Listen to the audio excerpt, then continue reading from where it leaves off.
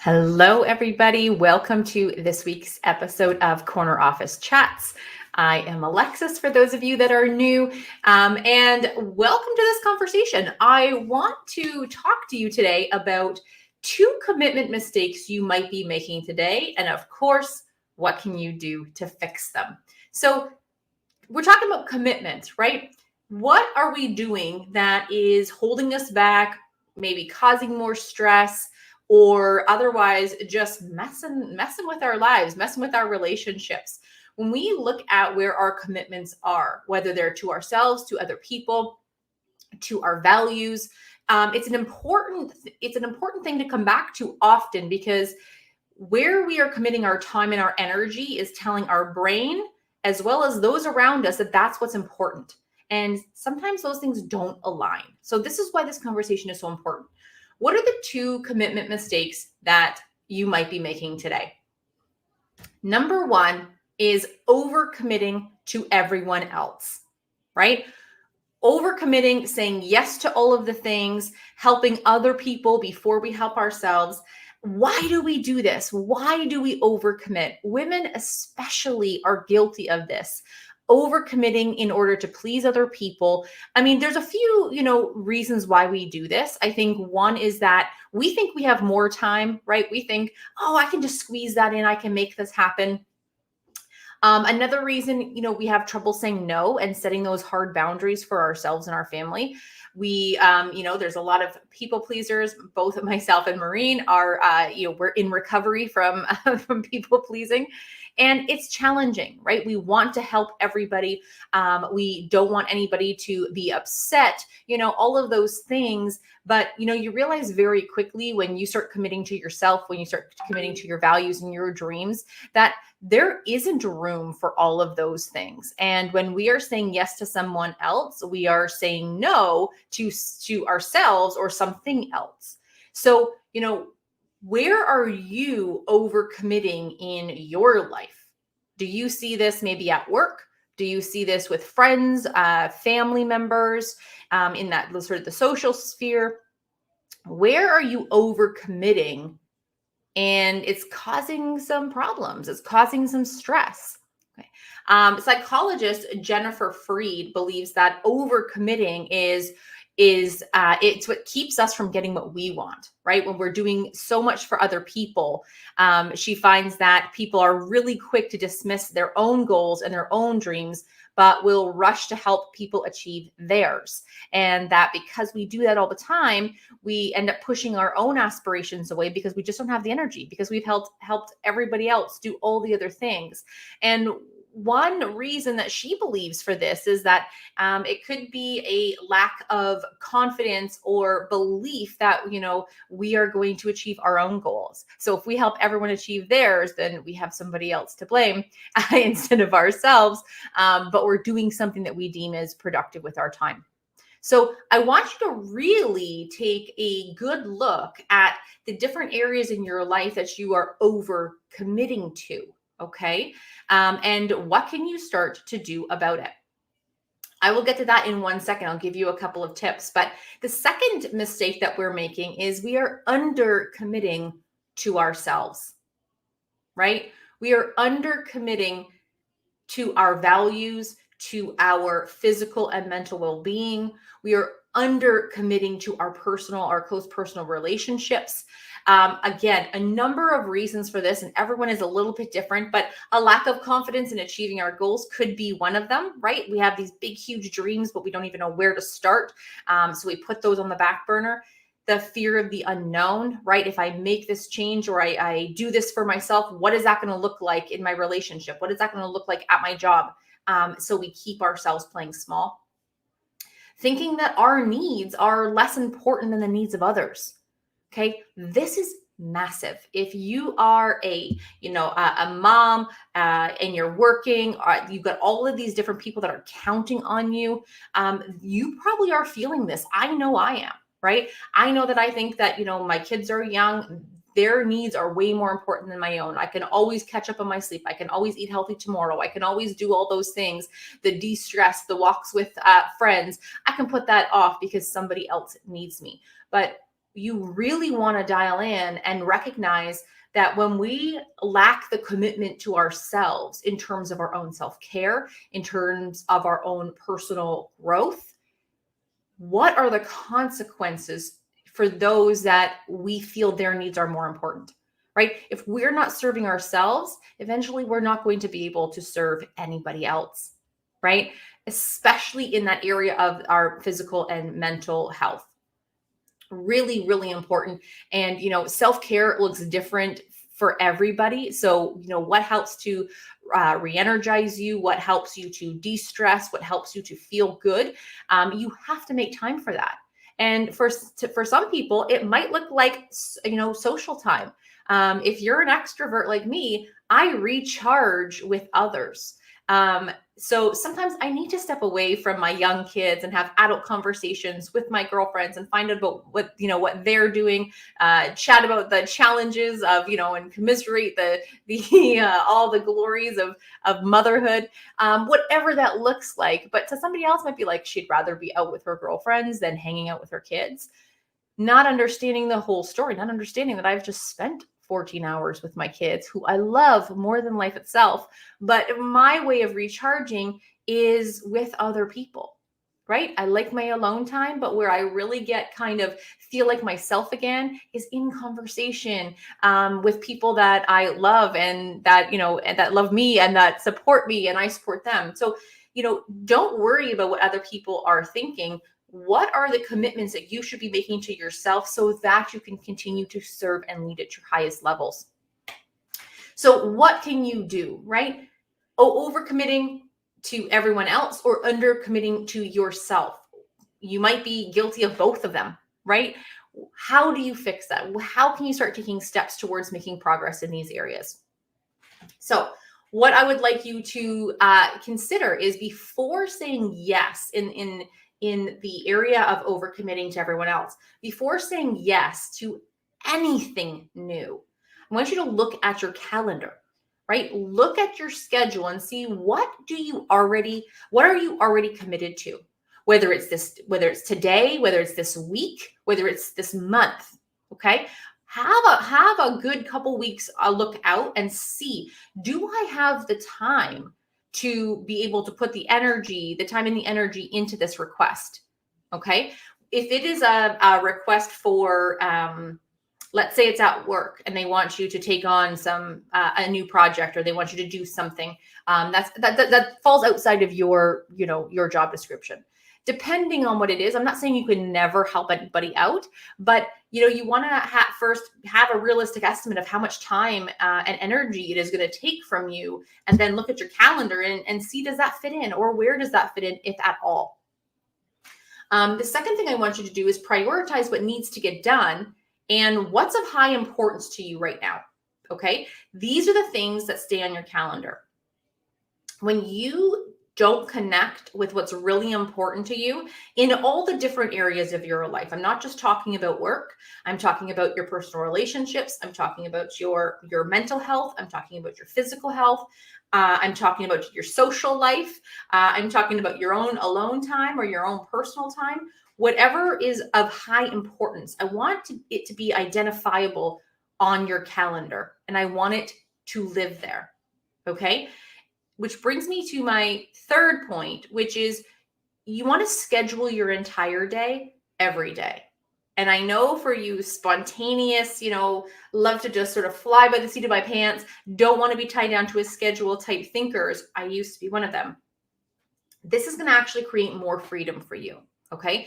When you see too much blank space on your calendar, this tricks you into thinking you have more time than you actually do. Right? But you've got like a to-do list, pages long in your head of all the things you need to get to, or the relationships you need to put some attention into, but you don't think to put those on your calendar. So whether that's scheduling family night, family game night, or scheduling date night, or it's scheduling, alone time, whatever that is, just time to connect with your kids. If you've got more than one child, maybe you want to have a little bit of time throughout the week to connect with each, if you've got two kids, you want a little bit of time with each of them, right? To connect with them one-on-one. whatever that looks like for you, put it on your calendar. Okay. If you were to look at my calendar, you would see the weirdest things, but I don't share my calendar with anybody, so it doesn't really matter. You will see that I have scheduled in hot tub time. Okay. This was something I was doing where I am right now. It is about 40 degrees outside. So my hot tub time has decreased a little bit because of the heat. But before, it was a little bit cooler. That was time. It was, 20 minutes. It's like on a timer. You pop the hot tub on and the jets go off for 20 minutes. It was like I would put a podcast on or an audiobook, or sometimes I would just sit there with, in absolute quiet outside my backyard. It was time that I just that reconnect, that step away from being in the same, four walls all day long. It was so soul rejuvenating throughout many of the lockdowns we've experienced here that I put it on my calendar. And if somebody said to me, hey, Alexis, are you available for a quick call at 4:00? And I looked and it said hot tub from 4 to 4:30. I said, I'm really sorry. I do have another engagement at that time. What about 2 p.m. or what about tomorrow at 4, right? If it was something that I was going to commit my time to.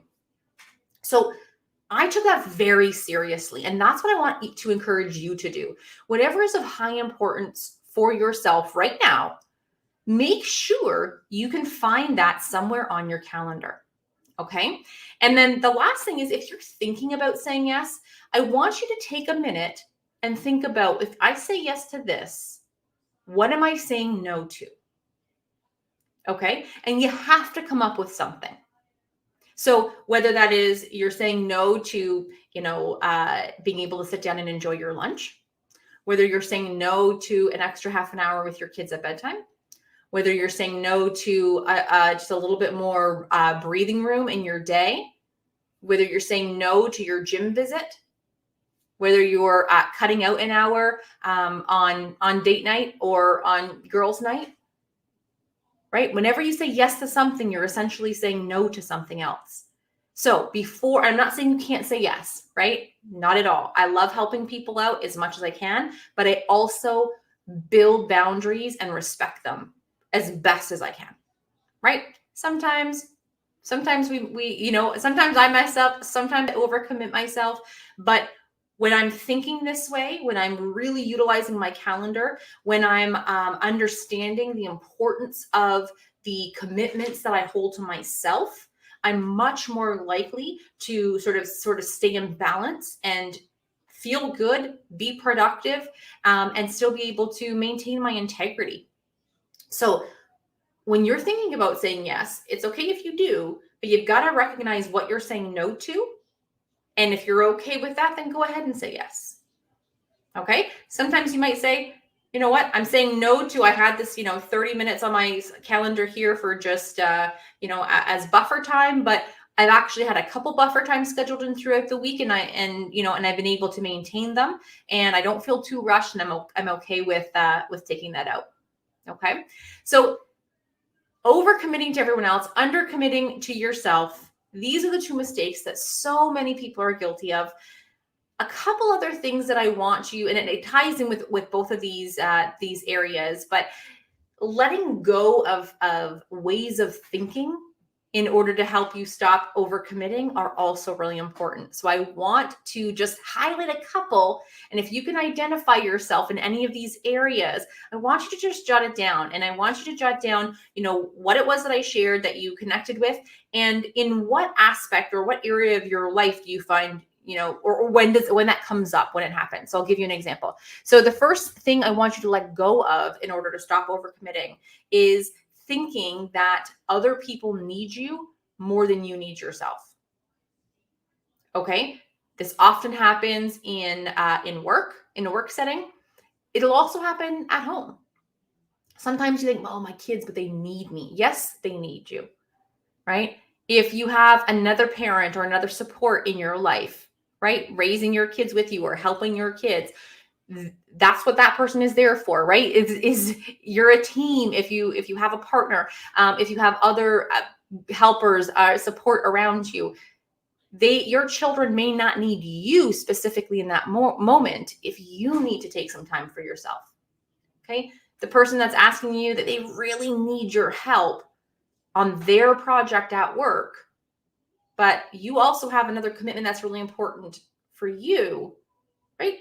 If you're not there to help them, they'll still get it done. They'll still, if it's their responsibility, they're still going to do what they have to do to get it done. You may have been the first person that they approached, and they've got 3 other people if you said no, right? Stop saying yes to tons of social obligations just to be nice, okay? Oftentimes, if we don't show up, the whole party isn't going to be a complete disaster, right? You may be like, but I am the life of the party. I'm sure it will go on and be wonderful without you. So if you are like, you say yes, but inside you're like, oh, I really wanted to say no, right? Check in. How can you, decline the invitation respectfully? Maybe you can make a compromise, or maybe it's a simple no. I'm really sorry, but I can't make it right now. Another thing I want you to let go of in order to stop overcommitting is being busy to avoid the big dreams that you have for yourself, right? You want to work on something, that little voice tells you, who are you to do that? Who are you to start that? Who are you to jump on social media? Who are you to send out that email? Okay, I should clean the closet instead, right? And you busy yourself to avoid committing to yourself. Okay, does it happen to you? You say you're going to do something and you wind up doing something else that's not as important, right? Just to avoid whatever that you think that outcome is going to be. And the last thing I want you to avoid is comparing yourself to others. This will always cause suffering in some way. You never know what somebody else's situation is on the other side of the phone, on the other side of the table. You don't know what is going on in somebody else's life, as people do not know 100% what's going on in your life. So stop comparing your situation to everyone else's, right? That, the neighbor who just won the 30 under 30 award, and you think, look at what they've accomplished. And here I am at almost 40 and I've not accomplished those things. Very different experiences, right? So I want you to stop comparing yourself to real people, to the fake reality that we see on social media, to the to you of 20 years ago, to the you your parents wanted you to be. Think about what it is that you want, what it is that's important to you in this age and stage of your life, and then build your schedule and build your commitments around that. I hope that you guys got something out of this conversation. I know it was a great reminder for myself as to the commitments that I make, and it's something that you really want to check in with yourself often, right? How are you in the commitments, in overcommitting to others or undercommitting to yourself? You can always, check in and then course correct. Even if you have committed to something, I'm not saying leave anybody hanging, but if you look at your schedule and you're like, I committed to X, Y, and Z, and now I'm really stressed and all of these other obligations are falling by the wayside, then you need to re-examine and reach out and say, hey, is there a way that I can change this commitment? Or, I'm unable to fulfill this obligation, where do you go from here? Right? You've got to do what works for you. You have to do what is in alignment with your own goals, values, and in integrity with yourself, and honoring the things that are truly important to you. Awesome. Thank you guys for tuning in. This is another edition of Corner Office Chats, and we will see you next week.